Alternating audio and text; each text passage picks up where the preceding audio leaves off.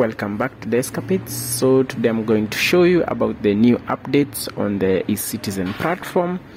It's more of the security updates. The eCitizen platform has changed in terms of the security updates that it has than before, and also it has changed its theme from before. So in this video I'm going to show you about the new security changes. So as you can see from the page, the eCitizen platform has changed its theme, and but the services are still the same. It has just added a few others.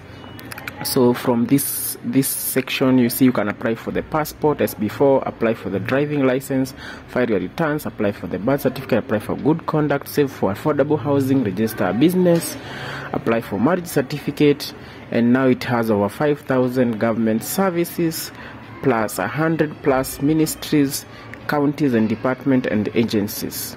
It has all that in the eCitizen platform. So there's some of the agencies that are there: the NTSA, the KRA, the Boma Yangu. The counties that are available so far are Mombasa County, Embu County, Meru County, Tharaka Nithi County, Kajiado County, Bomet County and Kisumu County. So nothing much has really changed so far apart from the security logins.